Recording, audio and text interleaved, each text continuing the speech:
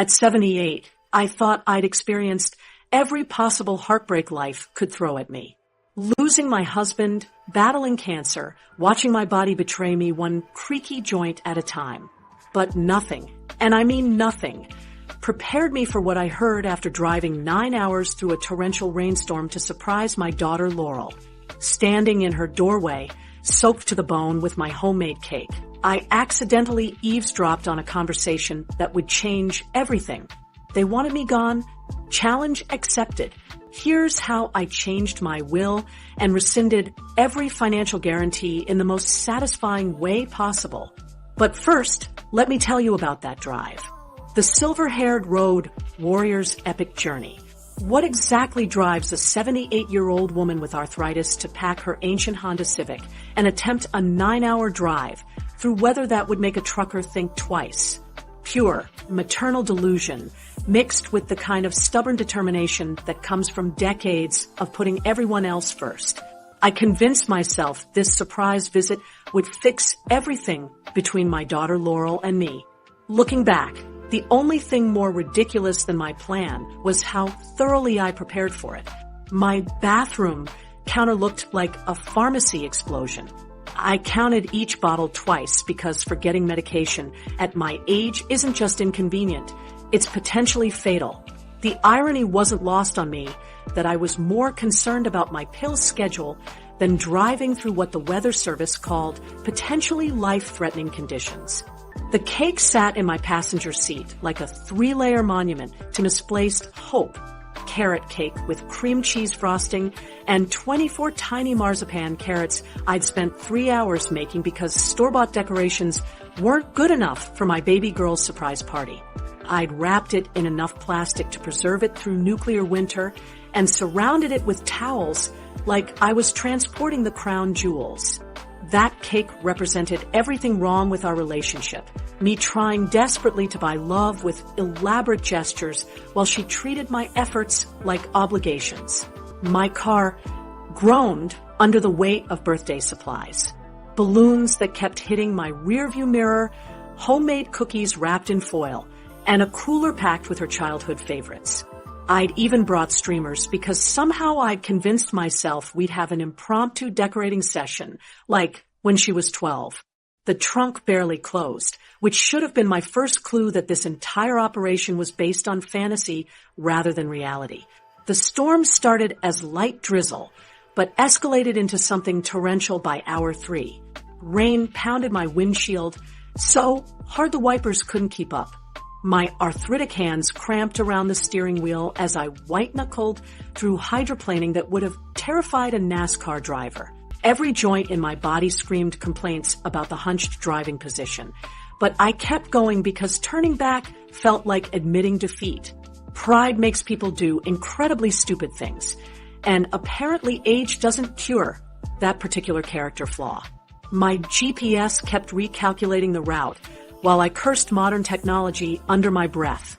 The thing kept directing me through construction zones and traffic that added hours to an already marathon journey. The loneliness hit hardest during those middle hours when the storm was worst and other drivers had the good sense to pull over. I talked to myself constantly, practicing conversations that would never happen.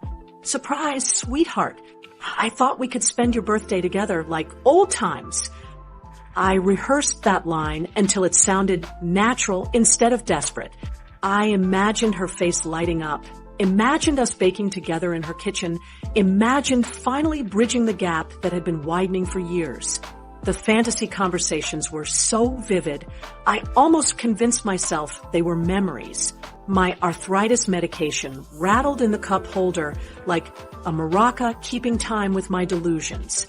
Every pothole sent shockwaves through joints that had already logged too many miles in life. My left knee swelled until I could barely work the clutch, but stopping meant acknowledging that maybe this whole trip was a mistake. I'd already invested too much time and pain to quit now, which is exactly the kind of sunk cost fallacy that leads to financial ruin and emotional bankruptcy. The radio weather updates grew increasingly dire, with advisories about heavy rain all the way into Connecticut and recommendations to avoid non-essential travel. Apparently, driving through hell to surprise your emotionally distant daughter qualified as non-essential, but I was too committed to the fantasy to listen to reason. I switched stations whenever they mentioned road closures, preferring old country songs about heartbreak to reality updates about my questionable decision-making. Hour 7 brought technical difficulties that would have been comedy gold if they weren't happening to me. The defrost stopped working properly, fogging my windows until I could barely see. My ancient windshield wipers developed a rhythmic squeak that matched my heartbeat.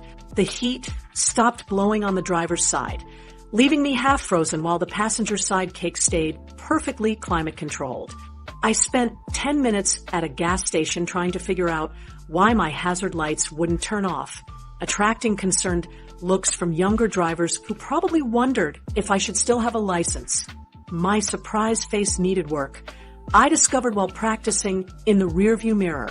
After decades of disappointment, my natural expression had settled into something between resigned sadness and chronic indigestion. I tried for joyful excitement, but achieved something closer to constipated confusion.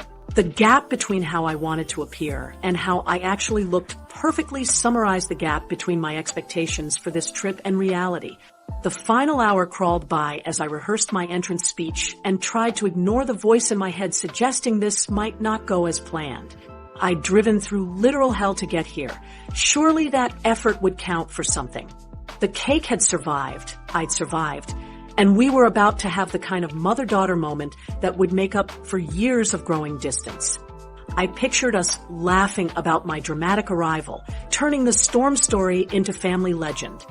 Laurel's house appeared through the rain, like a beacon of hope, windows glowing warm and welcoming. I sat in the driveway for 5 minutes, gathering courage and checking my reflection one more time. My hair looked like I'd been electrocuted, my makeup had migrated south, and my clothes were wrinkled from hours of anxious driving.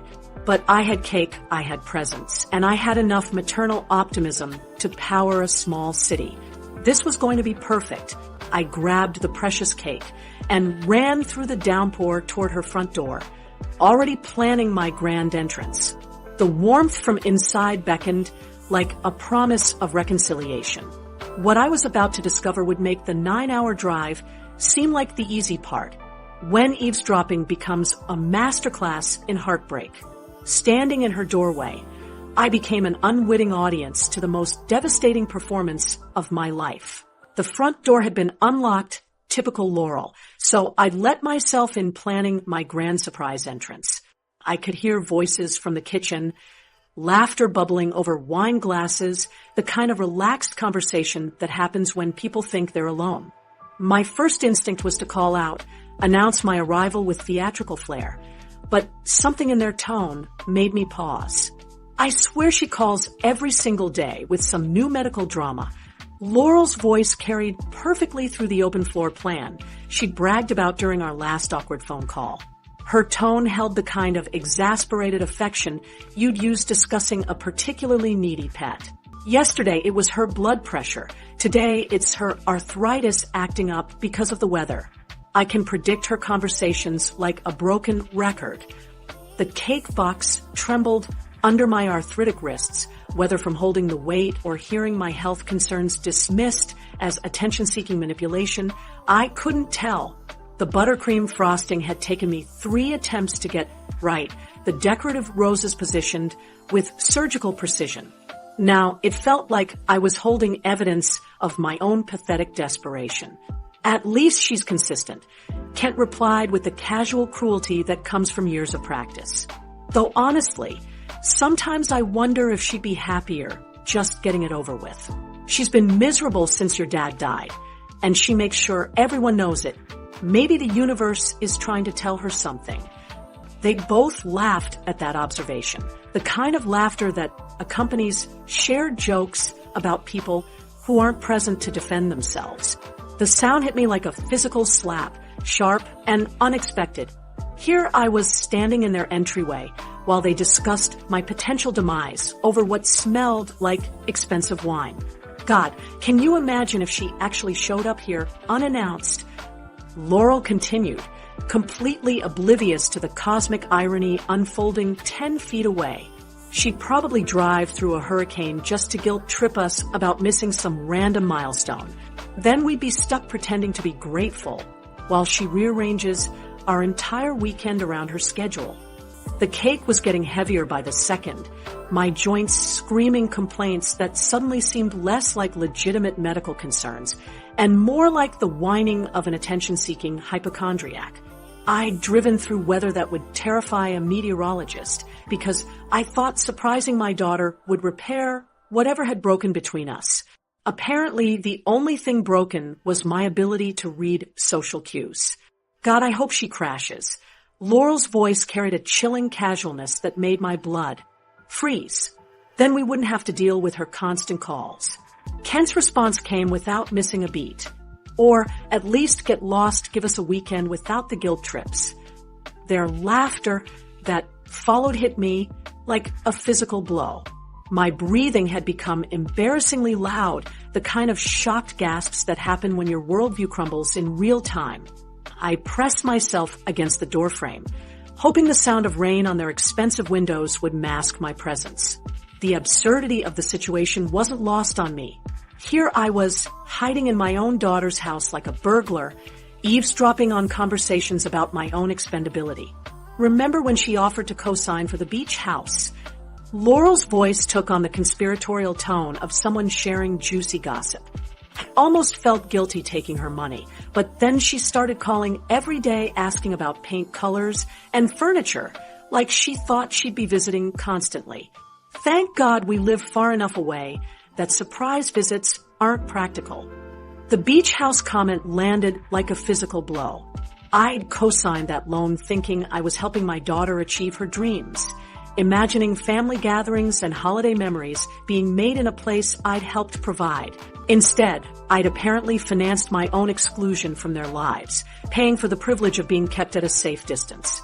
My reflection in their hallway mirror showed exactly what they saw: a soggy old woman clutching a homemade cake like a security blanket, hair plastered to my skull, makeup smeared beyond recognition.